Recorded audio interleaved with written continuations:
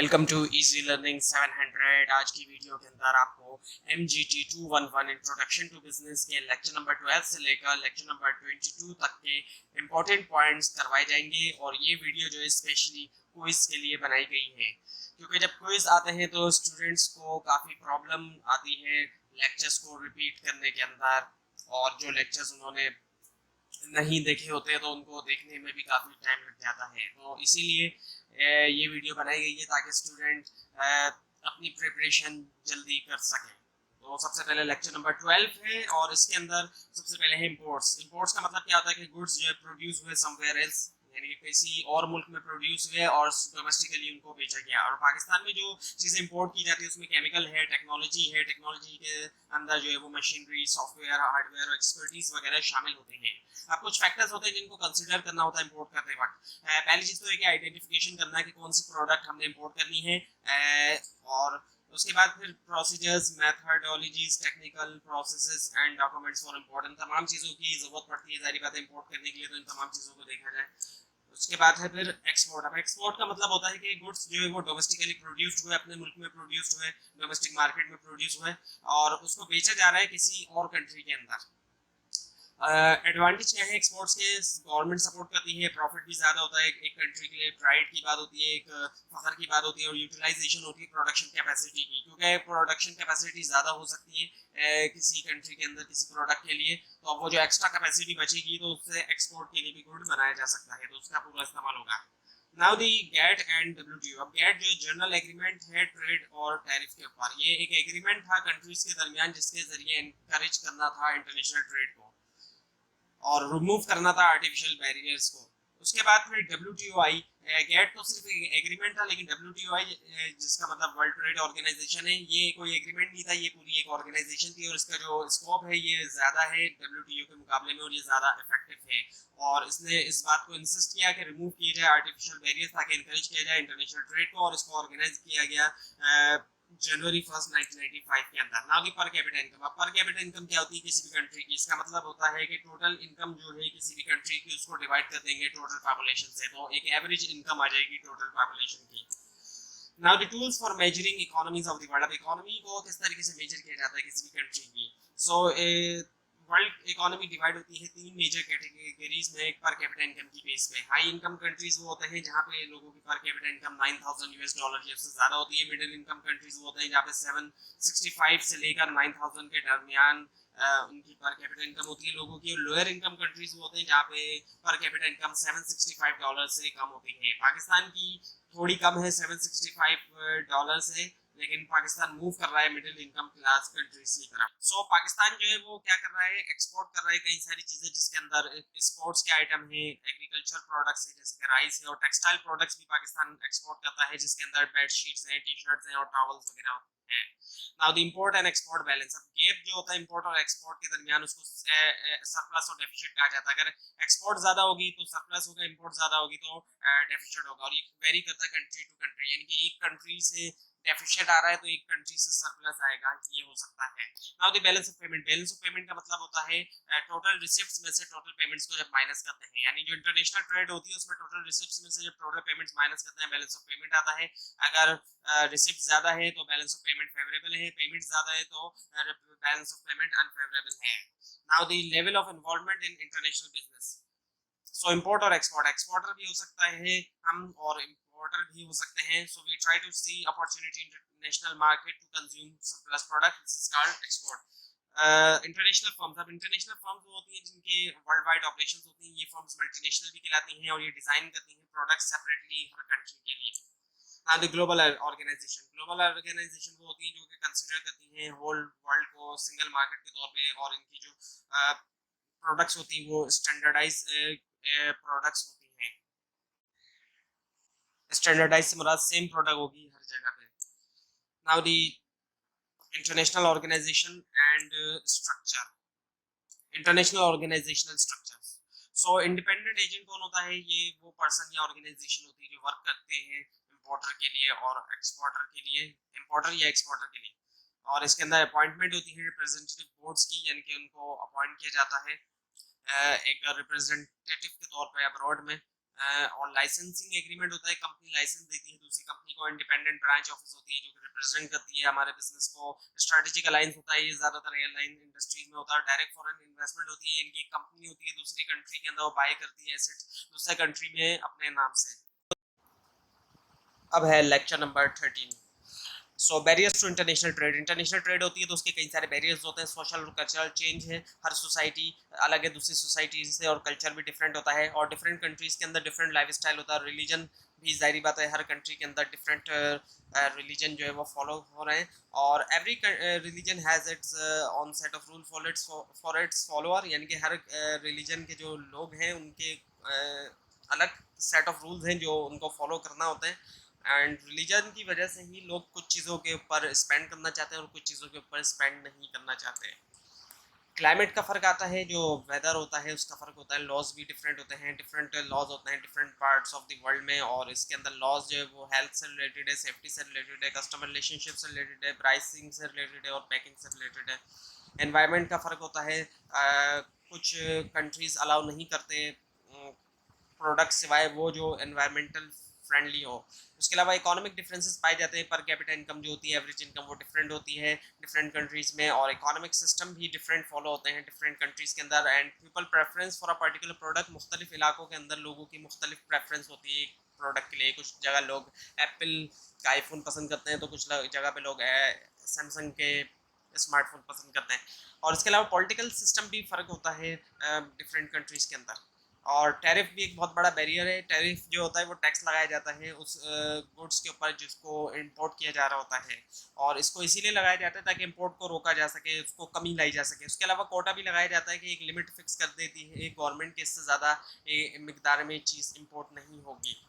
इसके अलावा सब्सिडीज़ भी गवर्नमेंट प्रोवाइड करती है अपने मुल्क के प्रोड्यूसर्स को, ताकि वो ज़्यादा से ज़्यादा प्रोड्यूस कर सकें, और इस तरह गवर्नमेंट अपनी मुल्क की इकॉनमी को प्रोटेक्ट करती है। Now the business ethics. अब एथिक्स क्या होते हैं? ये जो होते हैं ये बेसिक बिलीव्स होते हैं कंपनी के, जो कंपनी डिसाइड टू परस्यू करती है और इम्प्लीमेंट करती है कोर्स ऑफ एक्शन में। एथिक्स जो है वो रिटन फॉर्म में भी होते हैं और प्रैक्टिकल फॉर्म्स में भी होते हैं। सो एक सिस्टम, एक एथिकल बिहेवियर से मुराद क्या है? एथिकल बिहेवियर से मुराद एक सिस्टम जो कि कंफर्म करता है सोसाइटी के बिलीव्स को, और बिजनेस जो है वो रन कर रहा है उस सिस्टम के अंदर, और कॉर्पोरेट सिटीजनशिप जो एक प्रैक्टिस होती है कंपनी की कंफर्म बाय सोसाइटी, यानी कि ऑर्गेनाइजेशन वो तमाम चीज़ें प्रैक्टिस करती है जो सोसाइटी जिनको कंफर्म करती है।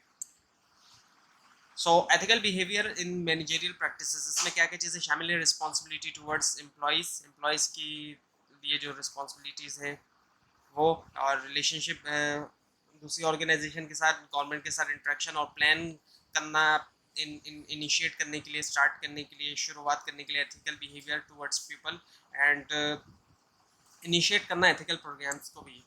Now the corporate social responsibility, इसका मतलब ये है कि to think about benefiting the society, society के फ़ायदे के बारे में सोचना और अवॉइड करना तमाम हार्मफुल एक्टिविटीज़ जो कि सोसाइटी के लिए हार्मफुल है, ऐसी एक्टिविटीज़ को अवॉइड करना, इसको कहा जाता है कॉर्पोरेट सोशल रिस्पॉन्सिबिलिटीज़। इसके अंदर शामिल है ethical behaviour towards customer, customer की तरफ जो बिहेवियर हो वो एथिकल हो, अखलाकी हो, और डीलिंग करते वक्त एम्प्लॉयज़ के साथ भी जाहिर बात है एम्प्लॉय के लिए भी एथिकल होना चाहिए, एंड एथिकल कम्युनिकेशन की जाए गवर्नमेंट और लोकल बॉडीज़ के साथ, और एथिकल बिहेवियर हो स्टेक होल्डर्स के साथ। स्टेक होल्डर्स से मुराद वो लोग होते हैं जिनका इंटरेस्ट होता है। अब है लेक्चर नंबर 14। तो सबसे पहले है स्टेक होल्डर्स। स्टेक होल्डर्स क्या होते हैं? ये वो लोग होते हैं जो इंटरेस्टेड होते हैं बिजनेस अफेयर्स के अंदर। इसके अंदर शामिल हैं customers, employees, suppliers, bankers, government and society at large. Rights of consumers, customers. अब आज के दौर में कस्टमर के राइट का काफ़ी ख्याल रखा जाता है, तो कंज्यूमरिज्म का एक कॉन्सेप्ट है, यानी कि प्रोटेक्ट करना राइट्स जो है वो कस्टमर्स के। टू गेट अ प्रोडक्ट, अब प्रोडक्ट कस्टमर को वो मिले जो उसकी एक्सपेक्टेशन है उसके मुताबिक, और कस्टमर की सेफ्टी भी हो, एंड राइट्स ऑफ कस्टमर्स में जो है वो ये है कि कस्टमर को का राइट है कि उसको इन्फॉर्मेशन मिले प्रोडक्ट के बारे में, सप्लायर के बारे में, सिस्टम के बारे में, प्रोसीजर्स के बारे में, स्टैंडर्ड्स के बारे में, इंग्रेडिएंट्स ऑफ द प्रोडक्ट, यानी कि जो अज्जा इस्तेमाल हुए हैं प्रोडक्ट के उसके बारे में, origin of the company, company कहाँ की है इसके बारे में भी उसको इन्फॉर्मेशन मिले। And the rights of customers के अंदर और चीज़ें हैं जैसे कि rights of to get information about methods of manufacturing. Methods of manufacturing जो है, जो मेथड इस्तेमाल किया गया मैन्युफैक्चर करने में, बनाने में प्रोडक्ट को, उसके बारे में भी इन्फॉर्मेशन मिले, और जो क्वालिटी स्टैंडर्ड्स फॉलो किए जा रहे हैं, ISO है, पाकिस्तान स्टैंडर्ड है, उसके बारे में भी। And right to be heard, जब कोई कंप्लेन वगैरह कस्टमर करे तो उसको सुना जाए। राइट टू चूज़, उसका राइट है कि वो चूज़ करे, अपनी मर्जी से चॉइस करे, एंड क्वालिटी सर्विस भी उसको मिले। ये तमाम कस्टमर के राइट्स हैं। So responsibilities of organisation toward environment. अब ऑर्गेनाइजेशन की क्या रिस्पॉन्सिबिलिटी है एनवायरनमेंट की तरफ, क्योंकि आज के दौर में एनवायरनमेंट बहुत अहम है। सो रीप्रोसेस करना वेस्ट वाटर को, जो वेस्ट वाटर होता है वो सारी बातें ख़तरनाक हो सकता है सोसाइटी के लिए, तो उसको रीप्रोसेस किया जाए और रिसाइकिल किया जाए वेस्ट मटेरियल। बहुत से कंट्रीज़ में जो रिसाइकिल मटेरियल से जो चीज़ें बनी हुई हैं वो काफ़ी महंगी भी बिक रही होती हैं। और प्रोसेसिंग की जाए स्मोक की, जो स्मोक फ्री इन्वायरमेंट बनाया जाए, और रीप्रोसेस किया जाए हीट की वजह से ज़ाहिर बात है ग्लोबल वार्मिंग हो रही है, तो हीट को दूसरे कामों के लिए भी यूज़ कर लिया जाए। Now the ethics for advertising. अब एडवर्टाइजिंग आपने देखी होगी, रोज़ाना देखते होंगे आप, लेकिन इसके भी एथिक्स हैं। ऐसा नहीं है कि अपनी मर्ज़ी से जो चाहे ऐड दिखाएं। ट्रथफुल और ट्रथलेस कम्युनिकेशन ऐसी हो जो कि ट्रथफुल होनी चाहिए, जिसमें सच्चाई हो, और ऑब्जेक्शनेबल प्रोडक्ट्स, ऐसे प्रोडक्ट्स ना हो जो कि ऑब्जेक्शनेबल हो, और ऑब्जेक्शनेबल अपील ना हो, इमोशनल चार्ज ना किया जाए, एंड फियर फैक्टर ना हो। ऐसा ना हो कि लोगों को डराया जाए कि अगर आपने प्रोडक्ट यूज़ नहीं की तो आपके साथ ये हो जाएगा या वो हो जाएगा, इस तरह की चीज़ें ना हो। और सेक्सुअल कॉन्टेशंस ना हो, यानी कि कैरेक्टराइज बाय सेक्स या सेक्सुअलिटी।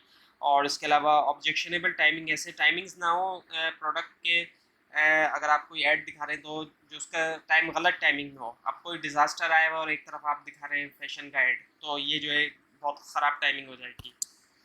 इसके अलावा स्मोकिंग है, स्मोकिंग को ज़ाहिर बात है प्रमोट ना किया जाए, और सेलिंग जो है वो प्रोडक्ट ना की जाए अंडर एज कस्टमर्स को। जिन कस्टमर्स के लिए वो प्रोडक्ट नहीं है, जो उनकी एज की नहीं है प्रोडक्ट, ज़ाहिर बात है उनको ना सेल की जाए, और लीगल कमिटमेंट्स का ख्याल रखा जाए जो कानूनी तकाज़े हैं, और डिस्क्रिमिनेशन ना की जाए किसी भी बुनियाद के ऊपर, जेंडर की बुनियाद पे या कलर की बुनियाद पे या रेस की बुनियाद पे, और health and safety of employee का भी ख्याल रखा जाए। Now the vigil blower. अब विजल ब्लोअर्स कुछ ऐसे लोग होते हैं जो ये देखते हैं कि इरेगुलरिटीज देखते हैं ऑर्गेनाइजेशन में, कोई भी इरेगुलर किस्म का काम हो रहा है कोई, या इरेगुलर कोई एक्टिविटी हो रही है, वो देखते हैं और उसको फॉरेन मैनेजमेंट की नॉलेज में लेकर आते हैं, उनको विजल ब्लोअर्स क्या कहा जाता है। Now the management. अब मैनेजमेंट का मतलब ये है कि दूसरों के जरिए काम लेना, और मैनेजर वो होता है जो प्रैक्टिस करता है फंक्शंस, कुछ फंक्शंस को वो प्रैक्टिस करता है ताकि अचीव कर सकते हैं वो मैनेजमेंट ऑब्जेक्टिव्स। अब वो फंक्शंस कौन कौन से हैं, उसमें प्लानिंग शामिल है, यानी कि थिंकिंग फॉर फ्यूचर। प्लान के जरिए फ्यूचर के बारे में सोचा जाता है जब कभी प्लान बनाया जाता है। ऑर्गेनाइजिंग के अंदर आता है कि decisions about activities perform by the worker, और इसमें ग्रुपिंग किया जाता है एक्टिविटीज़ को, और डेलीगेशन किया जाता है अथॉरिटीज़ को। उसके बाद है स्टाफिंग, यानी कि फिलिंग आउट करना वैकेंट पोजीशन, जो पोजीशंस खाली पड़ी हैं, और कोऑर्डिनेशन करना, तमाम एक्टिविटीज़ को कोऑर्डिनेट किया जाए। एंड कम्युनिकेशन करना, कम्युनिकेशन के अंदर रिसीव करना इन्फॉर्मेशन वेरियस सोर्सेज से, उसके बाद फिर प्रोसेस करना उस इन्फॉर्मेशन को, और डिसेमिनेट करना और डिस्ट्रीब्यूट करना इन्फॉर्मेशन को कंसर्न पर्सन तक, उन लोगों तक जहाँ पे वो इन्फॉर्मेशन जानी चाहिए। कॉन्फ्लिक्ट हैंडलिंग करना, कॉन्फ्लिक्ट अक्सर हो जाता है ऑर्गेनाइजेशन में, हो सकता है कभी भी उस कॉन्फ्लिक्ट को, उस तनाज़े को हैंडल किया जाए और नेगोशिएशन की जाए। कभी पार्टीज नहीं मान रही होती, उनसे नेगोशिएट की जाए, उनसे बात की जाए उनको मनाने के लिए, और रिसोर्स एलोकेट किया जाए, जहाँ पे जिस रिसोर्स की ज़रूरत है उसको वहाँ एलोकेट किया जाए। कंट्रोलिंग की जाए, मेक श्योर किया जाए इस बात को कि ऑर्गेनाइजेशन जो है वो सही डायरेक्शन में जा रही है, रॉन्ग डायरेक्शन में नहीं जा रही, तो ये कंट्रोलिंग में आ जाएगा। अब है लेक्चर नंबर 15। इसमें सबसे पहले है मैनेजरियल स्किल्स। तीन तरह के मैनेजरियल स्किल्स होते हैं। कॉन्सेप्चुअल स्किल्स से मुराद होता है ability to thinking at planning and organizing stage, यानी कि प्लानिंग और ऑर्गेनाइज करते वक्त सोचना, उसकी एबिलिटी होना, वो कॉन्सेप्चुअल स्किल्स है। इंटरपर्सनल स्किल्स का मतलब होता है डील करना दूसरों के साथ, और टेक्निकल स्किल्स का मतलब होता है knowledge of processes and operations. Actually technical skills से मुराद वो स्किल्स होते हैं जिसमें हाथ से काम किया जाता है। Now the goals. गोल्स का मतलब क्या है, destination where a company wants to reach, एक ऐसी मंजिल जहाँ पे कंपनी पहुंचना चाहती है, वो गोल है। और स्ट्रेटजी का मतलब होता है set of plan for long term orientation, यानी कि स्ट्रेटजी से मुराद वो प्लान्स होते हैं जो लॉन्ग टर्म के लिए होते हैं। सो लेवल्स ऑफ स्ट्रेटजीज, तीन लेवल्स है स्ट्रेटजीज की। सो कॉर्पोरेट लेवल की स्ट्रेटजीज होती हैं, ये कवर करती हैं तमाम ऑपरेशन प्रोसेसेस और यूनिट्स जो है ऑर्गेनाइजेशन की। और स्ट्रेटेजिक बिजनेस यूनिट जो होता है ये एक ऐसा हिस्सा होता है ऑर्गेनाइजेशन का जिसको सेपरेट प्लानिंग जो है वो रिक्वायर होती है। डिफरेंट प्रोडक्ट के लिए डिफरेंट प्लानिंग होती है। और फंक्शनल या ऑपरेशनल लेवल स्ट्रेटजीज जो होती हैं, ये वो लेवल होता है जहाँ पे तमाम फंक्शंस या ऑपरेशंस जो है वो परफॉर्म होते हैं। Now the objectives of goal setting. अब गोल जो सेट किए जाते हैं इसके क्या ऑब्जेक्टिव से क्या मकासद है। गोल से हमें डायरेक्शन मिलती है, रिसोर्सेज एलोकेट किए जाते हैं कि कहाँ पे कौन सा रिसोर्स एलोकेट किया जाए, और सेट किया जाता है कल्चर ऑर्गेनाइजेशन का, और असेसमेंट होती है परफॉर्मेंस की कि देखा जाता है कि परफॉर्मेंस कैसी है। Now the mission statement. Mission statement जो होता है ये पर्पस होता है एक ऑर्गेनाइजेशन की सर्वाइवल का, और मिशन स्टेटमेंट ये डिस्क्राइब करता है लाइफ टाइम ऑब्जेक्टिव एक ऑर्गेनाइजेशन के। और मिशन स्टेटमेंट जनरल स्टेटमेंट होता है, स्पेसिफिक नहीं होता, और इसको लिखा जाता है in terms of customer satisfaction की टर्म्स में, क्वालिटी ऑफ लाइफ की टर्म में, और सर्विस ऑफ ह्यूमैनिटी की टर्म में, और ये एक लॉन्ग टर्म प्लान होता है। Now the types of goals. अब गोल्स जो है उसकी 3 टाइप्स हैं, long term goals, medium term goals and short term goals. जो शॉर्ट टर्म गोल्स होते हैं ये लेस देन 1 ईयर का होता है, मीडियम टर्म गोल्स 1 ईयर से लेकर 3 ईयर्स का होता है, लॉन्ग टर्म गोल्स जो होते हैं ये plan for more than 3 years होता है। टाइप्स ऑफ गोल जो होती है, टाइप ऑफ गोल्स के अंदर जो लेंथ होती है वो डिपेंड करती है टाइप्स ऑफ एक्टिविटीज़ के ऊपर, और रिसर्च ने ये बात बताई है कि जो लोग प्लान करते हैं उनका रेट ऑफ सक्सेस ज़्यादा हायर होता है लाइफ में। Now the human resource management. अब ह्यूमन रिसोर्स मैनेजमेंट एक ऐसा एरिया होता है जो डील करता है लोगों के साथ। इसके नाम से पता चला ह्यूमन रिसोर्स, तो ह्यूमन की बात है तो जारी बात है लोगों की बात है। सो जितने भी लोग होते हैं ऑर्गेनाइजेशन के अंदर उनके बारे में उनसे डील करता है एक्चुअली ये, और एक्टिविटीज़ से डील करता है एचआरएम लोगों की। और इसके अंदर क्या क्या चीज़ें शामिल होती है, अट्रैक्ट करना लोगों को ऑर्गेनाइजेशन के अंदर, मेंटेन करना यानी कि जो लोग काम कर रहे हैं उनको रोके रखना कि वो काम करते रहें ऑर्गेनाइजेशन के अंदर, और रिक्रूटमेंट करना उनकी। रिक्रूटमेंट से मुराद भी अट्रैक्ट करना ही होता है। ऐड जब दिया जाता है जॉब के लिए तो लोगों को रिक्रूट किया जा रहा होता है, और सिलेक्शन करना जब उनको रिक्रूट किया जाए। और इसके अंदर और भी चीज़ें शामिल हैं जैसे कि ट्रेनिंग करना है, ट्रेनिंग भी एचआरएम का काम होता है, और परफॉर्मेंस अप्रेजल करना कि परफॉर्मेंस कैसी जा रही है ये भी एचआरएम का काम होता है, और कंपनसेशन और हेल्थ एंड सेफ्टी, जो एम्प्लॉई की हेल्थ एंड सेफ्टी है ये भी एचआरएम का काम है। Now the scope of HRM. अब एचआरएम का स्कोप जो है वो क्या है। सो ह्यूमन रिसोर्स प्लानिंग है जिसके अंदर टाइप ऑफ पीपल रिक्वायर्ड के किस तरह के लोगों की ज़रूरत है, एंड व्हेन रिक्वायर्ड और कब ज़रूरत है, किस तरह के लोगों की ज़रूरत है और कब ज़रूरत है, और कितने लोगों की ज़रूरत है, कितनी सीट्स जो है वो खाली है, कितनी पोस्ट खाली है ऑर्गेनाइजेशन के अंदर। जॉब एनालिसिस भी इसके अंदर होता है। जॉब एनालिसिस से मुराद होता है कि ऐसा प्रोसेस इसके अंदर गैदर की जाती है और एनालाइज की जाती है इन्फॉर्मेशन, कंटेंट और human requirement of the job के बारे में, और as well as the context in which jobs are performed. और रिक्रूटमेंट भी इसके अंदर शामिल है, training, compensation, health and safety, और labour union. Labour union employ के राइट्स के लिए होती है। जॉब एनालिसिस के बारे में आपको मैंने बताया पीछे भी। इसमें क्या होता है कि collecting all the information related to a job. Collect की जाती है इन्फॉर्मेशन, तमाम इन्फॉर्मेशन जो जॉब से रिलेटेड होती है। ये 2 हिस्सों में डिवाइड होता है, जॉब डिस्क्रिप्शन और स्पेसिफिकेशन। जॉब डिस्क्रिप्शन जो है वो डिस्क्राइब करता है एक्टिविटीज़ को पार्टिकुलर जॉब की, और इसके अंदर शामिल है job title, job location, working environment and supervision.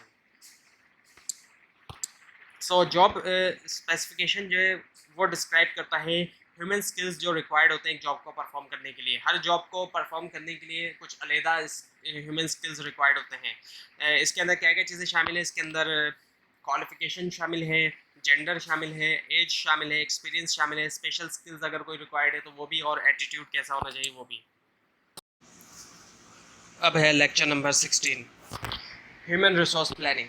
Human resource planning में क्या क्या चीज़ें शामिल है, इसके अंदर गैप है, देखा जाता है कि ह्यूमन रिसोर्स की डिमांड कितनी है और सप्लाई कितनी है मार्केट के अंदर, यानी कि वर्कर्स जो है उनकी कितनी डिमांड है और कितनी सप्लाई है, और किस कंडीशन के ऊपर ह्यूमन रिसोर्स जो है वो सप्लाई हो रहा है मार्केट के अंदर, और कहाँ से लोगों को ढूंढा जाए। इंटरनल सोर्सेज से भी ढूंढा जा सकता है और एक्सटर्नल सोर्सेज से भी ढूंढा जाता है। Skills inventory. अब स्किल्स इन्वेंटोरी क्या है, इससे पता चलता है स्किल्स जो एम्प्लॉयज़ हैं, जो वर्कर्स हैं, उनके स्किल्स क्या हैं ऑर्गेनाइजेशन के अंदर जो वर्कर्स हैं। और रिप्लेसमेंट चार्ट। अब ये चार्ट शो करता है टर्नओवर एक ऑर्गेनाइजेशन के अंदर, यानी कि how many people will leave the job, कितने लोग जो है वो जॉब छोड़ेंगे या छोड़ रहे हैं, और कितनी रिप्लेसमेंट जो है वो अवेलेबल हैं। Now the turnover rate. अब टर्नओवर रेट का मतलब है tendency to leave job in an organization, जो ट्रेंड है ऑर्गेनाइजेशन छोड़ने का वो। और रिटेंशन का मतलब है रिटेन करना लोगों को ऑर्गेनाइजेशन के अंदर, रोक के रखना है नहीं। एक्सपेंशन प्लान्स का मतलब ये कि ऑर्गेनाइजेशन जो है वो एक्सपेंड करना चाहती है या नहीं। And replacement on the basis of performance, इनके परफॉर्मेंस की बेस पे रिप्लेसमेंट। Now the recruitment. अब रिक्रूटमेंट का मतलब जो है वो होता है लोगों को अट्रैक्ट करना जॉब के लिए। जैसे ऐड दिया जाता है और ये दिया जाता है कि अप्लाई करें। तो जो लोग अप्लाई करेंगे ऐड देने के बाद, तो वो सारे लोगों को रिक्रूट किया जा रहा है। एक रिक्रूटमेंट के लिए एक पूल बनाया जाता है पूरा का पूरा, और उसके बाद फिर सिलेक्शन होती है। सो इसके फ़ायदे क्या होते हैं? अगर ऑर्गेनाइजेशन के अंदर से ही लोगों को रिक्रूट किया जाए, अंदर से भी रिक्रूट किया जा सकता है, उसका फ़ायदा ये होगा लोग पहले से ट्रेन होंगे। और बाहर से अगर लोगों को रिक्रूट किया जाएगा, उसका फ़ायदा है कि वैरायटी ऑफ टैलेंट है, नया टैलेंट आएगा और नई एबिलिटीज़ आएंगी लोगों की, और वैरायटी होगी क्वालिफिकेशन की, नई नई क्वालिफिकेशन के साथ लोग आएंगे। Now the equal employment opportunity. अब इसका मतलब ये कि किसी भी तरह की कोई डिस्क्रिमिनेशन ना की जाए जब लोगों को हायर किया जाए, यानी कि किसी भी बुनियाद के ऊपर रेस, कलर या जेंडर की बुनियाद पर कोई फ़र्क ना किया जाए। Now the informal sources to find people के अंदर इनफॉर्मल सर्च भी की जाती है। इसका ये मेथड तब यूज़ किया जाता है जब रेफरेंस रिक्वायर्ड होता है। जो लोग होते हैं ऑर्गेनाइजेशन के, उनको भी बताया जाता है कि हमें एम्प्लॉई की ज़रूरत है। तो ऐसे सिचुएशन में रेफरेंस के थ्रू जो है वो जब लोगों की ज़रूरत होती है, तो तब इस तरह से इनफॉर्मल सर्च की जाती है। उसके अलावा जॉब पोस्टिंग भी की जाती है, नोटिस लगाए जाते हैं जॉब के लिए बहुत सी जगहों पे ऑर्गेनाइजेशन के अंदर, और ये जगह जो है वो कैफेटेरिया भी हो सकती है, फेयर प्राइस शॉप भी हो सकती है, स्पोर्ट फील्ड्स भी हो सकती है, और इसके अलावा रिसेप्शन डेस्क भी हो सकती है, नोटिस बोर्ड भी हो सकता है, और यूनियन ऑफिस भी हो सकती है। उसके अलावा एजुकेशनल इंस्टीट्यूशन से भी लोगों को ढूंढा जा सकता है, एम्प्लॉयज़ को ढूंढा जा सकता है। और ये तब ज़रूरी होता है जब फ्रेश ग्रेजुएट्स रिक्वायर्ड हों, और शॉर्ट लिस्टिंग भी की जाती है इंस्टीट्यूशंस की, और इसमें टीचर्स भी इन्वॉल्व हो सकते हैं इस सिलेक्शन प्रोसेस के अंदर। सो प्रोफेशनल एसोसिएशंस का भी इस्तेमाल किया जाता है, और ये मेथड तब यूज़ किया जाता है जब सीनियर पोस्ट के लिए लोग रिक्वायर्ड हो, और रिक्रूटमेंट एजेंसीज का भी इस्तेमाल किया जाता है। और ये वो ऑर्गेनाइजेशन होती हैं जो एक्सपर्ट होती हैं सिलेक्ट करने के अंदर लोगों को, और ये एजेंसीज का इस्तेमाल तब किया जाएगा जब टाइम बहुत कम हो, जॉब बहुत टेक्निकल किस्म की हो, और एम्प्लॉय और एम्प्लॉयर के दरमियान काफ़ी फासला हो। इसके अलावा एडवर्टाइजिंग भी दी जाती है, जो कि काफ़ी कॉमन तरीका है। मीडिया के अंदर एडवर्टाइजिंग दी जाती है, और तब दी जाती है जब large number of jobs available हों। और मीडिया यूज़ करने का नुकसान भी होता है कभी कभी, और वो नुकसान ये है कि large number of application receive, बहुत ज़्यादा लोगों ने अप्लाई कर दिया, तो कई सारी एप्लीकेशन मिल जाती हैं, रिसीव हो जाती हैं, तो मुश्किल होता है उन एप्लीकेशंस को हैंडल करना, और ये कॉस्टली भी होता है। Now the selection. अब रिक्रूटमेंट के बाद सिलेक्शन होती है, ये मोस्ट इंपॉर्टेंट स्टेज होता है एचआरएम प्रोसेस में। इसमें फिलिंग अप फॉर्म किया जाता है, इंटरव्यू लिया जाता है, और डेवलप किया जाता है test. Now the application blank. अब ये एप्लीकेशन ब्लैंक जो है, ये क्या है? ये एक फॉर्म है जो डिज़ाइन करता है एम्प्लॉयर प्रोस्पेक्टिव एम्प्लॉय के लिए, ताकि वो उसको फिल करे, और ये रिकॉर्ड करता है data according to the requirements of the organization, जो ऑर्गेनाइजेशन की रिक्वायरमेंट्स हैं उसके मुताबिक। Now the test and interview. Test लिया जाता है और इंटरव्यू लिया जाता है, और ये डिपेंड करता है नेचर और लेवल के ऊपर जॉब की, और टाइप्स ऑफ टेस्ट। अब टेस्ट की जो टाइप्स हैं उसमें अचीवमेंट टेस्ट होता है। ये जो टेस्ट होता है ये नॉलेज टेस्ट करता है, जो कैंडिडेट ने एजुकेशनल इंस्टीट्यूशंस में हासिल की होती हैं उस नॉलेज को। और साइकोलॉजिकल टेस्ट भी होता है, जिससे उसके एटीट्यूड्स और जो उसकी ट्रेड्स होती हैं, यानी कि कैरेक्टरिस्टिक्स वगैरह होती हैं, उसको देखा जाता है, उसको डिटरमाइन किया जाता है। सो टाइप्स ऑफ टेस्ट में स्किल्स टेस्ट भी होते हैं, जिसमें aptitude test, test of trial learning और स्किल्स टेस्ट शामिल है, और मेडिकल टेस्ट भी होता है। अब मेडिकल टेस्ट जो है वो इसलिए लिया जाता है ताकि एक रिकॉर्ड रखा जाए फिजिकल कंडीशन कैंडिडेट की before joining the organization. Organization join करने से पहले फिजिकली कैंडिडेट उस जो है वो कैसा था, तो उसका एक रिकॉर्ड रखा जाता है। और इस बात को भी मेक श्योर किया जाता है कि कोई ट्रांसफरेबल डिजीज़ तो नहीं है कैंडिडेट को, ऐसा कोई डिजीज़ में तो नहीं है मुब्तला कैंडिडेट जो एक दूसरे को लगने वाली बीमारी हो।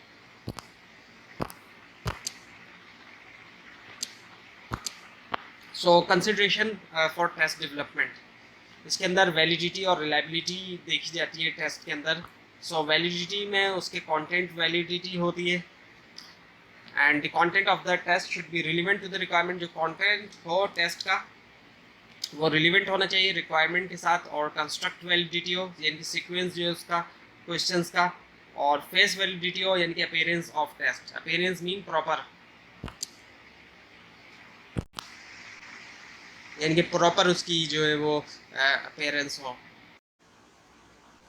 अब है लेक्चर नंबर 17। इसमें सबसे पहले है infrastructure for test.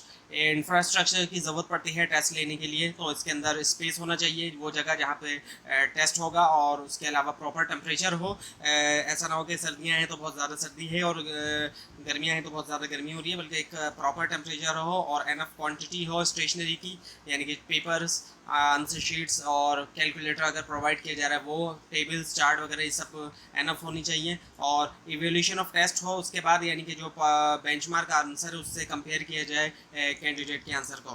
Now the interview. अब इंटरव्यू का मतलब होता है एक वर्बल इंटरेक्शन, उसको हम इंटरव्यू कहते हैं। और जॉब इंटरव्यू का मतलब होता है एक मेथड ऑफ सिलेक्शन होता है, ये जिसके अंदर इंटरेक्ट किया जाता है कैंडिडेट के साथ verbally. Types of interview. Interview की भी टाइप्स होती हैं।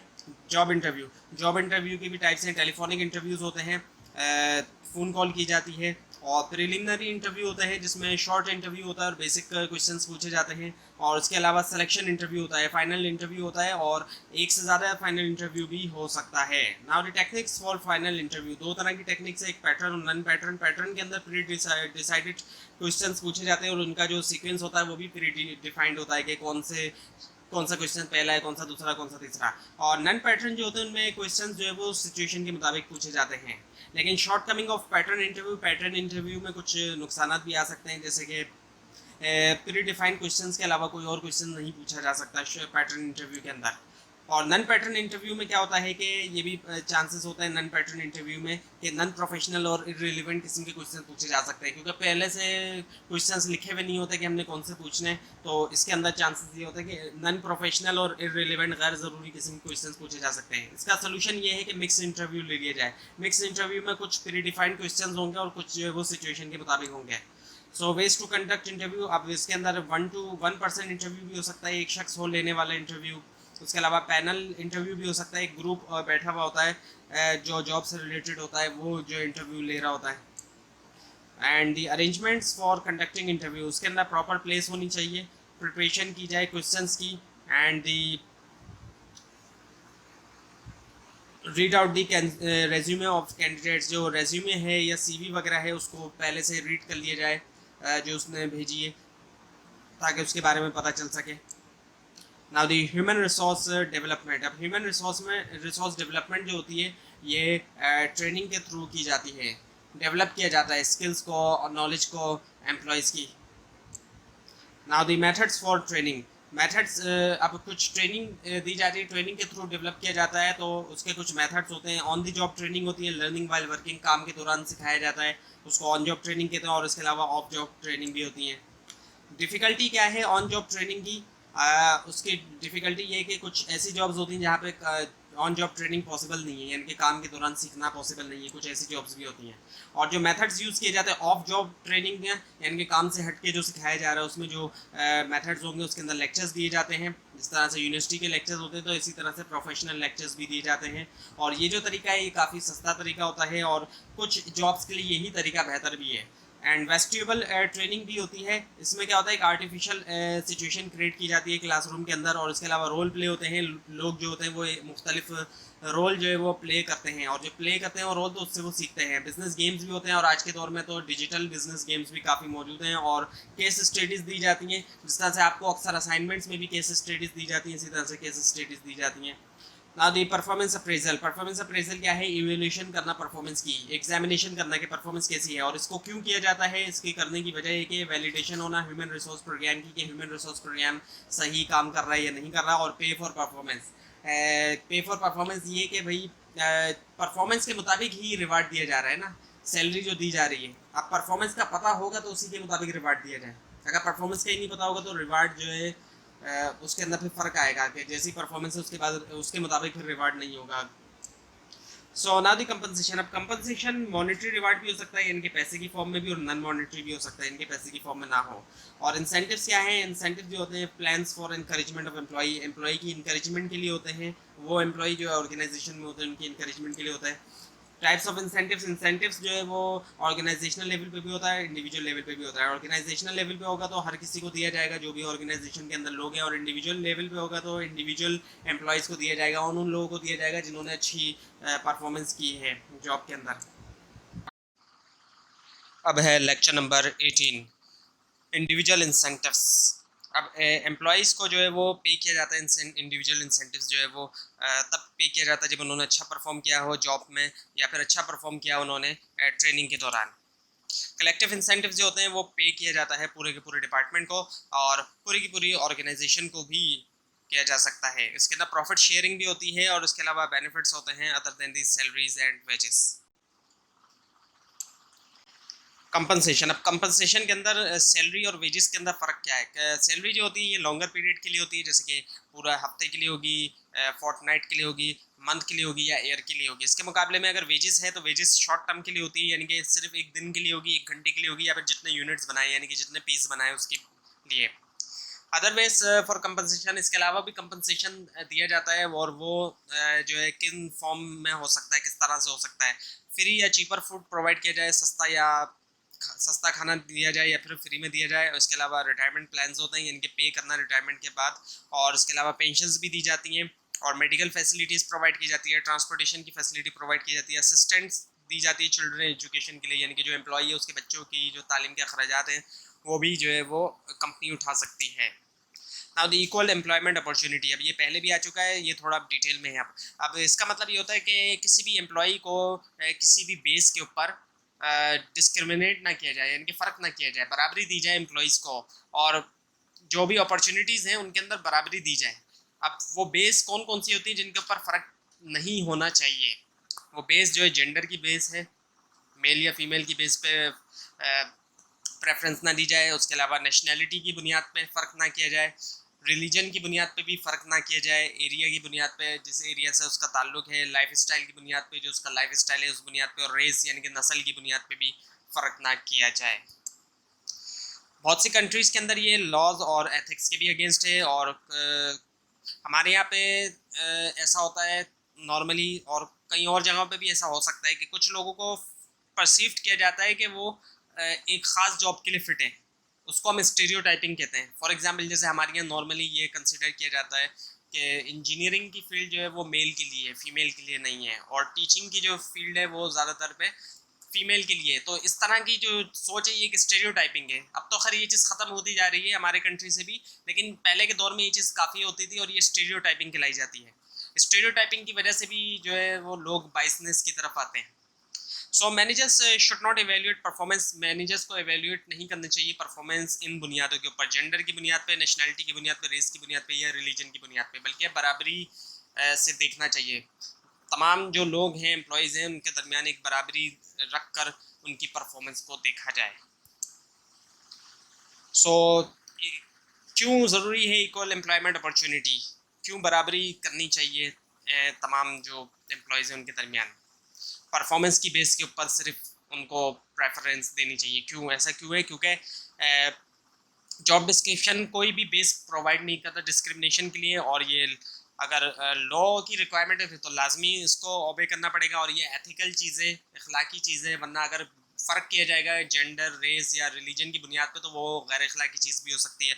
और रिसर्च ने ये बात शो की है कि जहाँ पे वैरायटी होती है लोगों की तो ऐसी ऑर्गेनाइजेशन ज़्यादा अच्छे परफॉर्म करती हैं, और इसी को वर्क फोर्स डाइवर्सिटी भी कहा जाता है। अब हमारे यहाँ अनफॉर्चुनेटली ऑर्गेनाइजेशन में ऐसा होता नहीं है, इसी वजह से ऑर्गेनाइजेशंस का बुरा हाल है। लेकिन जिन ऑर्गेनाइजेशन में हमारे यहाँ डाइवर्सिटी पाई जाती है तो वो ऑर्गेनाइजेशन बहुत अच्छी तरह से ग्रो करती हैं। सो मैनेजर्स को इनकरेज करना चाहिए डिफरेंट टाइप ऑफ पीपल के वो ज्वाइन करें ऑर्गेनाइजेशन को, ताकि उससे प्रोडक्टिविटी बढ़ सके। अब हमारे यहाँ गवर्नमेंट ऑर्गेनाइजेशन में क्या होता है कि रिसोर्सेज की बुनियाद पे एक जैसे लोग भर्ती हो जाते हैं, तो उसकी वजह से वहाँ जो है वो प्रोडक्टिविटी डाउन होती है, क्योंकि वहाँ डाइवर्सिटी जो है वो देखने में नहीं आती। लेकिन जिन जिन ऑर्गेनाइजेशन में डाइवर्सिटी होती है तो वहाँ जो है वो प्रोडक्टिव किस्म की ऑर्गेनाइजेशन होती है। So collective affairs of employee, employ जो है वो फॉर्म करते हैं लेबर यूनियन ऑर्गेनाइजेशन के अंदर, and there could be more than one labour organization, एक से ज़्यादा लेबर ऑर्गेनाइजेशन भी हो सकती है। और कलेक्टिव बार्गेनिंग एजेंट क्या है? ये एक पर्सन होता है जो इलेक्ट होता है, तमाम वर्कर्स इसको इलेक्ट करते हैं ऑर्गेनाइजेशन के अंदर लीगल प्रोसीजर्स के through. So negotiations can be on, अब नेगोशिएशंस भी होती हैं जो इश्यूज आते हैं वर्कर्स के, उनके लिए, उनके राइट्स के लिए, और ये जो नेगोशिएशन होती है ये कलेक्टिव बार्गेनिंग एजेंट करता है। और नेगोशिएशन हो सकती है किन किन चीज़ों के बारे में नेगोशिएशन की जाती है, सैलरी के बारे में, वर्किंग कंडीशन के बारे में, टाइमिंग्स के बारे में, फैसिलिटीज़ हैं उनके बारे में, बेनिफिट्स के बारे में और एटीट्यूड्स के बारे में। Now the motivation. अब मोटिवेशन क्या है? एक फोर्स है that forces people towards a task. एक फोर्स है जो लोगों को फोर्स करती है टास्क की तरफ, यानी कि टास्क करने की तरफ लोगों को फोर्स करती है कि लोग वो टास्क करें, जाके उस टास्क को परफॉर्म करें। तो मोटिवेशन जो है एक फोर्स का काम करती है, मोटिवेट करती है ये वर्कर्स को सोसाइटी के अंदर, where they don't want to work, जहाँ पे लोग काम करना नहीं चाहते वहाँ पे मोटिवेशन उनको मिलती है तो वो काम करेंगे। इसकी कई सारी थ्योरीज है। क्लासिकल थ्योरी के मुताबिक जो कि हमारे यहाँ भी लोगों की सोच है वो ये सोच है कि लोग मोटिवेट होते हैं सिर्फ पैसे की वजह से या फिर किसी मटेरियल ऑब्जेक्ट्स की वजह से, किसी भी मादी चीज़ की वजह से या फिर पैसे की वजह से लोग मोटिवेट होते हैं। तो ये क्लासिकल थ्योरी है जो कि यहाँ पे भी काफ़ी लोगों की सोच है। इसके अलावा और भी थ्योरीज हैं। फ्रेडरिक टेलर की जो साइंटिफिक थ्योरी है, थ्योरी ऑफ मैनेजमेंट, इसके मुताबिक तमाम जॉब को साइंटिफिकली स्टडी करना चाहिए और जॉब को डिवाइड करना चाहिए on the basis of task की बेस के ऊपर और स्किल ऑफ लेबर की बेस के ऊपर, और पे जो है वो प्रोडक्टिविटी के साथ अटैच होना चाहिए, यानी कि जितनी ज़्यादा प्रोडक्टिविटी होगी उतना ज़्यादा पे होना चाहिए। और टाइम्स और मोशन स्टडीज़ के मुताबिक ये है कि how much time and how body move body to do work, यानी कि कितना टाइम लगता है जॉब्स के ऊपर, टाइम जो स्पेंड्स हो रहा है जॉब के ऊपर, और किस तरीके से बॉडी को जो है वो मूव किया जाए काम करने के लिए। ऑब्जेक्शन जो फ्रेडरिक टेलर ने साइंटिफिक थ्योरी दी थी इसके ऊपर ऑब्जेक्शन भी हुआ, और वो ये था कि इस थ्योरी ने इंसानों को मशीन समझा, क्योंकि जाहिर बात है साइंटिफिक किस्म की थ्योरी थी ये, तो इस थ्योरी ने जो है वो इंसानों को मशीन की तरह समझा। हॉथन स्टडी। अब हॉथन स्टडी जो थी इसके मुताबिक बेसिक पर्पस इसका था कि लाइट का इफेक्ट जो है वो क्या है प्रोडक्टिविटी के ऊपर। प्रोडक्टिविटी जो है वो डिपेंड करती है ह्यूमन रिलेशन पे। अब इस थ्योरी की जो शॉर्ट कमिंग थी वो ये थी कि इसके अंदर human moods, human behaviour, human liking disliking और ह्यूमन इंटरेस्ट को इग्नोर किया गया, और ये बात सामने आई कि प्रोडक्टिविटी जो है वो रिलेट करती है ह्यूमन बिहेवियर से। हॉथन स्टडीज जो है वो एक बेस बन गई बिहेवियरल स्टडीज की ऑर्गेनाइजेशन के अंदर। अब है लेक्चर नंबर 19। इसमें सबसे पहले मैकग्रेगर की थ्योरी एक्स और थ्योरी वाई है। थ्योरी एक्स के मुताबिक मैनेजर जो है काफ़ी नेगेटिव उसकी सोच होती है। इस थ्योरी के मुताबिक तमाम जितने भी नॉर्मल ह्यूमन बीइंग है वो वर्क को डिसलाइक करते हैं, पसंद नहीं करते हैं बाय नेचर, और ये बाय नेचर है, और लोग काम करना चाहते हैं इस वजह से सिर्फ काम करते हैं कि उन पर कोई दबाव है, कोई प्रेशर है। वो प्रेशर क्या है? सैलरी का प्रेशर है, एडवांसमेंट का प्रेशर है, यानी कि आगे बढ़ने का, तरक्की का और रिस्पेक्ट का है, और कुछ दूसरी फोर्सेज भी हैं। जबकि थ्योरी वाई के मुताबिक लोग जो है वो इनहेरेंटली तौर पर काम करना चाहते हैं। एक्स और वाई को अगर हम कंपेयर करें तो एक्स मैनेजर जो होता है वो पनिशमेंट यूज़ करता है और थ्रेट देता है लोगों को काम करने के लिए, जबकि वाई और वो कंट्रोल करता है वर्क को क्लोजली, जबकि वाई टाइप मैनेजर जो है वो बैरियर्स को देखता है कि कौन से बैरियर्स हैं जो लोगों को, वर्कर्स को प्रॉब्लम कर रहे हैं काम करने में, और वो उन बैरियर्स को रिमूव कर देता है। तो कुछ सिचुएशन में मैनेजर्स को एक्स टाइप बिहेवियर यूज़ करना चाहिए और कुछ में वाई टाइप का करना चाहिए। कल्चरली तौर पे क्या हो रहा है कि मैनेजर्स जो है वो वाई टाइप बिहेवियर से एक्स टाइप की तरफ मूव कर रहे हैं। Why do people work? लोग क्यों काम करते हैं? नीड की वजह से, स्टेट ऑफ फेल्ट डेप्रिवेशन, एहसास महरूमी, किसी चीज़ की कमी है इस वजह से, जब कमी होगी तो उनको ज़रूरत भी होगी। अब आपके सामने अब्राहम मैस्लो की जो हायरार्की ऑफ नीड की थ्योरी है वो उसका पिरामिड सामने मौजूद है, जिसमें सबसे नीचे फिजियोलॉजिकल नीड है, फिर सिक्योरिटी है, फिर सोशल है, फिर एस्टीम है और सेल्फ एक्चुअलाइजेशन है। अब इनको थोड़ा थोड़ा करके देखते हैं। तो जो पहली नीड है वो बायोलॉजिकल नीड है, जिसको फिजियोलॉजिकल नीड भी कहा जाता है।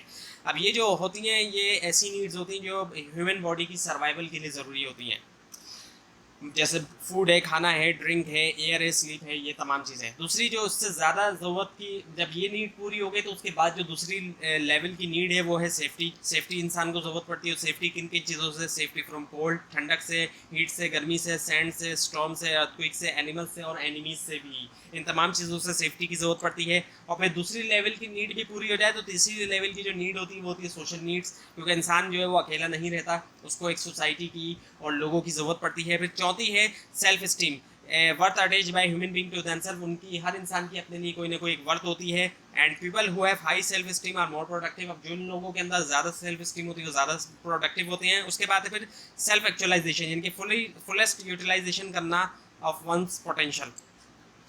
अब किस तरीके से यूज़ किया जाए हायरार्की का, मैस्लो की जो हायरार्की थ्योरी है मोटिवेशन के लिए।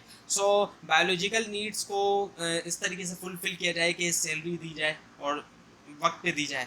उसके अलावा प्रोवाइड किया जाए फूड प्रोवाइड किया जाए, फ्री प्रोवाइड किया जाए या चीपर रेट पे प्रोवाइड किया जाए एम्प्लॉयज़ को, और प्रोवाइड किया जाए जो भी रूटीन के आइटम हैं कंसेशनल प्राइस के ऊपर, यानी कि फेयर प्राइस शॉप को ही बना दी जाए। उसके अलावा सेफ्टी नीड्स जो प्रोवाइड की जाए वो इस तरीके से की जाए, सेफ्टी डिवाइस एम्प्लॉयज़ को दी जाए, जैसे कि हेलमेट दिए जाए, ग्लासेस दिए जाए और ग्लव्स दिए जाए। जहाँ पे जिस सेफ्टी डिवाइस की ज़रूरत हो वहाँ पे वो दी जाए। और आज के दौर में तो कोरोना है तो जो मास्क है वो भी प्रोवाइड किए जाए। और इसके अलावा और भी कई सारी चीज़ें हैं, जैसे कि स्पेशल पर्पज़ शूज़, कई तरह के शूज़ की ज़रूरत पड़ती है। अब कोई इलेक्ट्रिसिटी वगैरह का काम कर रहा है या कोई और ऐसा काम कर रहा है उसके लिए। और मेडिकल फैसिलिटीज़ की भी ज़रूरत पड़ती है, हाउसेस की भी ज़रूरत पड़ सकती है, एम्प्लॉय को एक हाउस की ज़रूरत पड़ जाए, या फिर हाउस रेंट प्रोवाइड कर दे, और पिक एंड ड्रॉप की सर्विस प्रोवाइड कर दे अगर गाड़ी नहीं है उसके पास, और इंश्योरेंस की सर्विस प्रोवाइड करे, पेंशन प्लान हो, और प्रिवेंटिंग फ्रॉम एक्सीडेंट, ऐसा एनवायरनमेंट हो कि एक्सीडेंट से बच सके। अब कहीं पे कंस्ट्रक्शन हो रही है तो वहाँ पे एक्सीडेंट वगैरह के भी चांसेस होते हैं, या फिर कहीं पे मशीनरी लगी हुई है तो ऐसा एनवायरनमेंट हो कि वहाँ पे एक्सीडेंट से बचाया जाए। और इसके अलावा सोशल नीड्स को कुछ इस तरीके से ऑर्गेनाइजेशन पूरी करे कि इनकरेज करे वो इनफॉर्मल किस्म की ऑर्गेनाइजेशनल एक्टिविटीज़, जैसे कि कंबाइंड लंच करवा दे या डिनर करवा दे, स्पोर्ट्स के इवेंट हो, फन फेयर हो और म्यूज़िकल प्रोग्राम्स भी हो। अब है लेक्चर नंबर 20 और ये पिछले लेसन की ही कंटिन्यूशन है, use of hierarchy in motivation. इसमें सेल्फ स्टीम है। सेल्फ स्टीम का मतलब होता है कि अपनी वर्थ अपनी नज़र में, हर एम्प्लॉय की अपनी वर्थ होती है अपनी नज़र में। और इसमें क्या क्या चीज़ें शामिल है, डेजिग्नेशन ऑफ इंडिविजुअल की जो डेजिग्नेशन है उससे भी सेल्फ स्टीम पे फ़र्क पड़ता है, और जो स्टेटस है ऑर्गेनाइजेशन में, और जो रिकग्निशन किया जाता है एम्प्लॉय को, यानी कि उसकी एबिलिटीज़ को रिकगनाइज किया जाता है, उससे भी फ़र्क पड़ता है। तो सेल्फ स्टीम का डायरेक्ट रिलेशनशिप है प्रोडक्टिविटी के साथ। अब बहुत सी टेक्निक का इस्तेमाल किया जाता है हाई सेल्फ स्टीम के लिए। इसके अंदर फाइंडिंग टाइटल्स फॉर एम्प्लॉय, ऐसे टाइटल से इस्तेमाल किया जाए जिससे सेल्फ स्टीम में इजाफा हो। जैसे कि ऑनलाइन जो टैक्सी सर्विस प्रोवाइड करने वाली कंपनी है वो ड्राइवर की जगह कैप्टन का टाइटल यूज़ करती है। इसके अलावा रिकग्निशन हो, एबिलिटीज़ को रिकग्नाइज किया जाए, अवार्ड दिए जाए, एम्प्लॉय ऑफ द ईयर का अवार्ड दिया जाए, और कैश रिवार्ड्स दिए जाएँ, और इंक्रीमेंट किया जाए सैलरी के अंदर, और प्रमोशन दिया जाए, और रेजिंग स्टेटस किया जाए एम्प्लॉयज़ का। Now the self actualization. Self actualization का मतलब होता है fullest utilization of one's potential, यानी कि तमाम जो एबिलिटीज़ हैं एम्प्लॉय की उनका इस्तेमाल करना। सो इसके अंदर हाई चैलेंजेस हैं, हाई चैलेंजेस हो, और इंडिविजुअल को ये बात रियलाइज़ हो कि उसने हाईएस्ट पोजीशन अचीव किया ऑर्गेनाइजेशन के अंदर। सो now the criticism on Maslow's hierarchy theory. अब इस पर क्रिटिसिज्म भी हुआ, वो ये था कि ह्यूमन नीड्स जो है वो डेविएट कर सकती हैं इन ऑर्डर्स में। ये जो ऑर्डर मैस्लो ने दिया है इस ऑर्डर से डेविएट कर सकती है।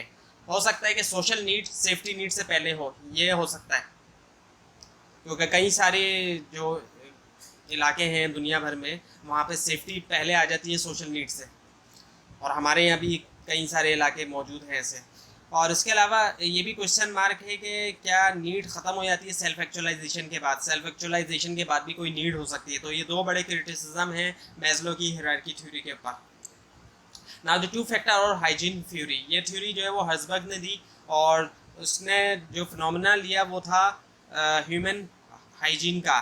उसने आइडिया लिया ह्यूमन हाइजीन से। सो कुछ जो है वो हाइजीनिक एक्टिविटीज़ होती हैं और कुछ जो है वो मोटिवेटिंग फैक्टर्स होते हैं। सो दो तरह के फैक्टर्स होते हैं ऑर्गेनाइजेशन के अंदर, हाइजीन फैक्टर्स और मोटिवेटर्स। जो फैक्टर्स एम्प्लॉय को रोके रखते हैं ऑर्गेनाइजेशन में वो हाइजीन फैक्टर्स होते हैं, और जो फैक्टर्स एम्प्लॉय से प्रोडक्टिविटी लेते हैं वो मोटिवेटर्स होते हैं। अब आपने देखा होगा हमारे यहाँ कई सारी ऑर्गेनाइजेशन में ऐसे लोग होते हैं जो ऑर्गेनाइजेशन छोड़ के भी नहीं जाना चाहते और वो काम भी नहीं करते वहाँ पे। तो उन ऑर्गेनाइजेशन में हाइजीन फैक्टर तो मौजूद होते हैं लेकिन वहाँ मोटिवेटर्स मौजूद नहीं होते। सो हाइजीन फैक्टर्स को अगर हम मैस्लो हायरार्की थ्योरी से कंपेयर करें तो वो उसमें बायोलॉजिकल नीड्स, सेफ्टी नीड्स और पार्शियली सोशल नीड्स शामिल होती है।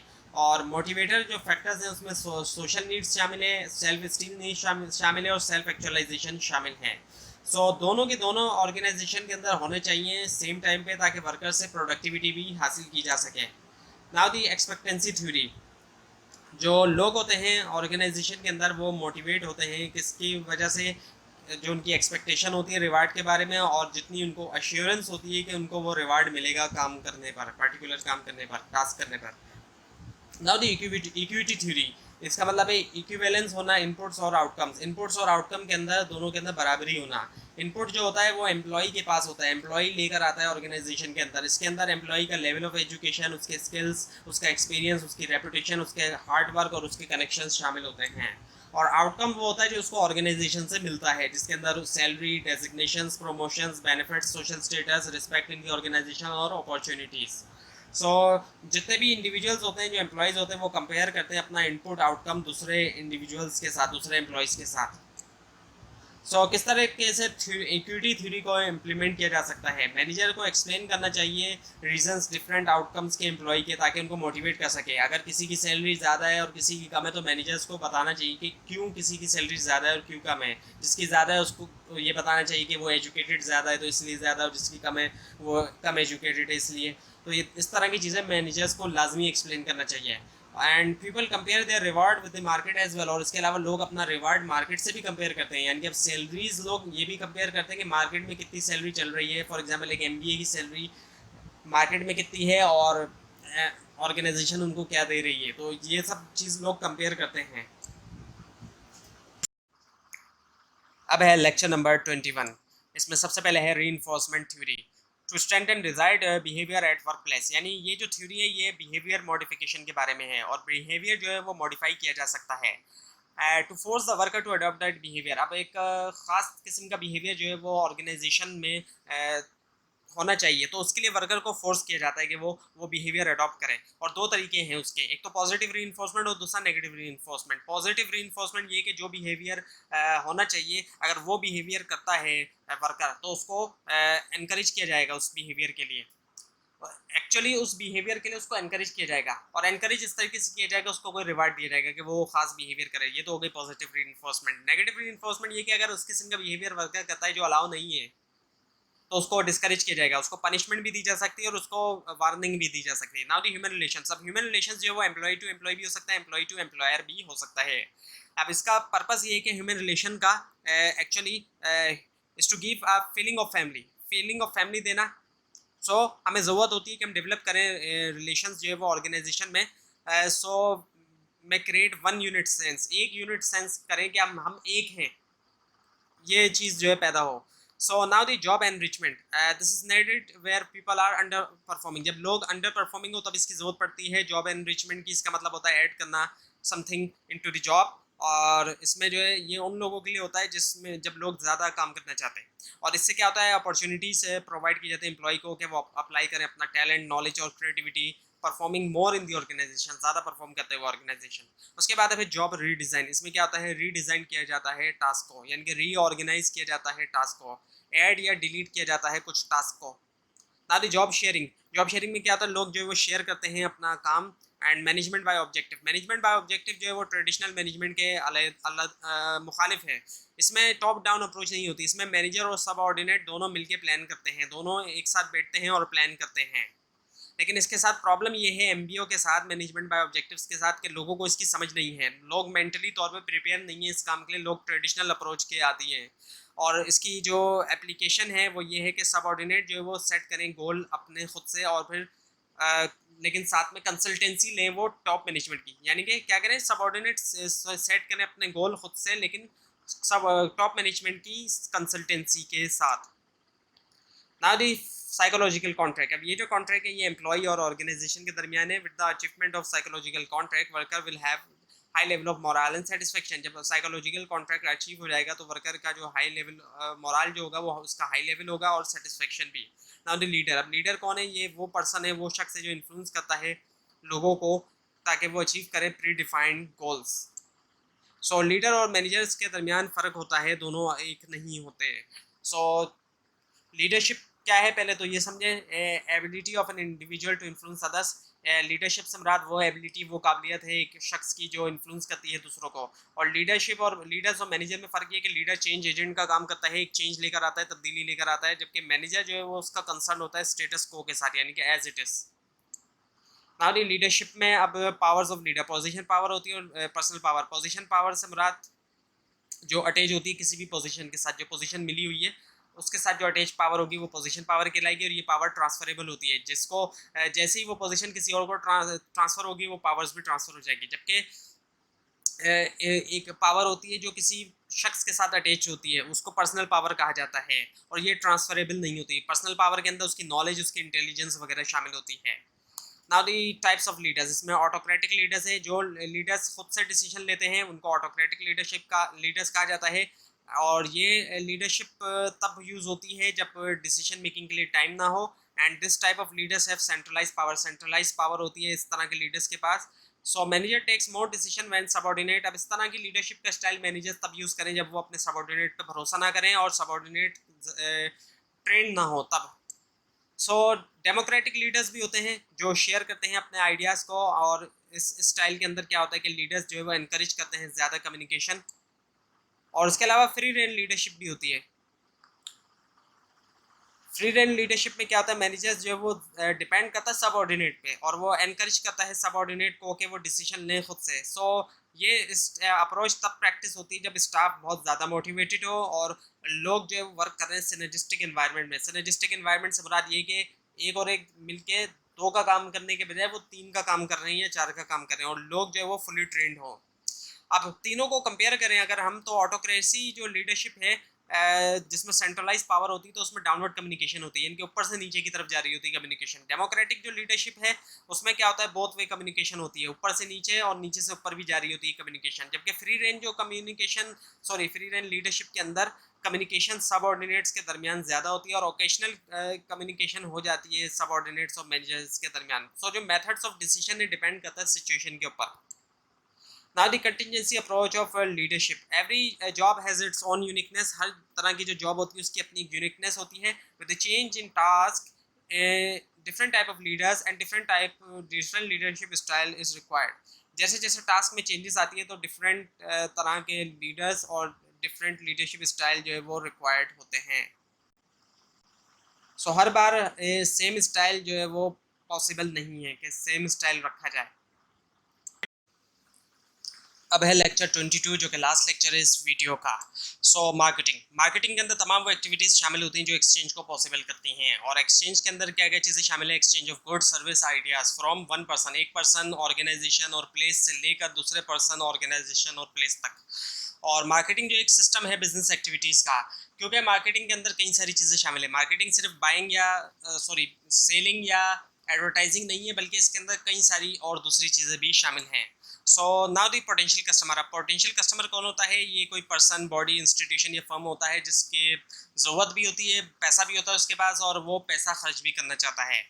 And now this system. अब सिस्टम किसको कहते हैं, अब आपको बताया गया कि मार्केटिंग सिस्टम होता है। सिस्टम का मतलब होता है एक सेट इंटर रिलेटेड और इंटर डिपेंडेंट एक्टिविटीज़ का, यानी कि ऐसा सेट जिसके अंदर एक्टिविटीज़ एक दूसरे से रिलेट भी करती हैं और डिपेंड भी करती हैं।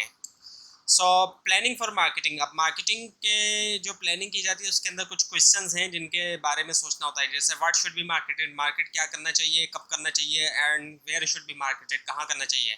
इसके अलावा डिस्ट्रीब्यूशन भी मार्केटिंग का हिस्सा है, जो प्रोडक्ट की डिस्ट्रीब्यूशन की जाती है और प्राइसिंग के क्या प्राइस रखी जाए, प्राइस की प्रोडक्ट की, और प्रमोट करना चाहिए हमें प्रोडक्ट या नहीं। तो ये तमाम चीज़ें मार्केटिंग के अंदर आ जाती हैं। और इसके अलावा प्रोडक्ट किसको कहा जाता है, प्रोडक्ट से मुराद सिंपली इसकी डेफिनेशन यही है कि कोई भी ऐसी चीज़ जो ऑफ़र की जाती है सेल के लिए मार्केट के अंदर उसको प्रोडक्ट कहते हैं। तमाम वो चीज़ें जो टेंजिबल है, टेंजिबल से मुराद है जिनको देखा जा सकता है, टच किया जा सकता है, जैसे कि फ़ोन है, कंप्यूटर वगैरह है।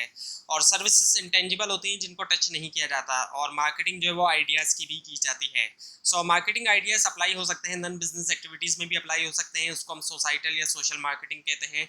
जैसा कि डोनेशन के लिए अक्सर आपने मैसेजेस देखे होंगे लगे हुए, वहाँ पे भी मार्केटिंग का यूज़ होता है। ड्राइव स्लो के मैसेजेस के लिए भी मार्केटिंग का यूज़ किया जा सकता है। और इसके अलावा से योर प्रेयर्स, जो रिलीजियस मैसेजेस दिए जाते हैं जैसे कि नमाज कायम कीजिए, इस तरह के मैसेजेस के लिए भी। सो नीड क्या है, स्टेट ऑफ फेल्ट डेप्रीवेशन है। अब किसी चीज़ की कमी होती है तो ही इंसान को ज़रूरत होती है, और एक चीज़ हो इंसान को तो दूसरी चीज़ की भी ज़रूरत पड़ती है। जैसे कि अब एक कार ओनर है तो उसको टायर की भी ज़रूरत पड़ सकती है। सो कार ओनर जो है, कार का जो ओनर है वो पोटेंशियल कस्टमर होगा टायर का। जो कार का टायर है वो ट्रैक्टर के टायर का पोटेंशियल कस्टमर नहीं होगा। सो मार्केटर क्या करते हैं, सेटिस्फाई करते हैं नीड्स को। मार्केटर का मतलब एक असल में नीड को सेटिस्फाई करना है, सेलिंग करना नहीं बल्कि नीड्स को सेटिस्फाई करना है, और उसके लिए वो फिर प्रोडक्ट्स, सर्विसेज, ऑब्जेक्ट्स और आइडियाज़ लेकर आते हैं। सो मार्केट क्या है, एक ऐसी जगह पे जहाँ पे लोग एक्सचेंज करते हैं गुड, सर्विस और आइडियाज़ को। Now the stages in marketing. अब मार्केटिंग जो है आज के दौर की मार्केटिंग, वो आज से 100 या 1000 साल पहले ऐसी नहीं थी, कुछ स्टेजेस से गुजर के वो यहाँ तक पहुंची है। तो पहला स्टेज जो था वो था प्रोडक्शन का स्टेज। तमाम एफर्ट जो होती थी वो प्रोडक्शन पे होती थी, ज़्यादा से ज़्यादा चीज़ बनाई जाती थी, उसके ऊपर एफर्ट्स थी, फोकस उसी पे था। फिर प्रोडक्ट स्टेज आया जब कंपटीशन बढ़ने लग गया। जब प्रोडक्ट स्टेज आया तो क्वालिटी और जो फीचर्स थे प्रोडक्ट की उसके ऊपर फोकस हो गया। फिर सेल्स ओरिएंटेड स्टेज आया। फिर जब ये स्टेज आया तो फिर जो फोकस हो गया वो सेलिंग के ऊपर फोकस हो गया, कि प्रोडक्ट जो है वो कंपनी अपने हिसाब से बनाती थी जो उसको अच्छा लगता था, और फोकस करती थी वो सेल्स के ऊपर, कि ज़्यादा से ज़्यादा वो एफर्ट लगाती थी इस बात के ऊपर कि वो सेल कर सके। फिर आया मार्केटिंग ओरिएंटेड स्टेज। अब जो मार्केटिंग ओरिएंटेड स्टेज आया इसके मुताबिक अनसेटिस्फाइड नीड जो है कस्टमर की उनको पूरा किया जाए, उनको उनके लिए प्रोडक्ट्स बनाए जाएं जो अनसेटिस्फाइड नीड है कस्टमर की। और उसके बाद सोसाइटल मार्केटिंग स्टेज भी आया है जो कि चंद सालों पुराना है, कि सोसाइटी के जो बेनिफिट्स हैं उसको भी कंसिडर किया जाए। एक तरफ तो मार्केटिंग भी की जाए, साथ में सोसाइटी के बेनिफिट्स को भी सामने रखा जाए, ऐसी प्रोडक्ट्स ना लाई जाए जो सोसाइटी को नुकसान दे। So value. अब वैल्यू क्या है, difference between cost and benefit of the product. जो कॉस्ट और बेनिफिट्स के दरमियान फ़र्क है उसको वैल्यू कहते हैं। जितने ज़्यादा बेनिफिट्स होंगे कॉस्ट के मुकाबले में उतनी ज़्यादा प्रोडक्ट की वैल्यू होगी। So now the utility. Utility का मतलब होता है ability of a commodity to satisfy the need. जितनी ज़्यादा एक कमोडिटी सेटिस्फाई करती है नीड को उतनी ज़्यादा उसकी यूटिलिटी होती है। और यूटिलिटी की भी टाइप्स है, जैसे कि फॉर्म्स है एक्चुअली।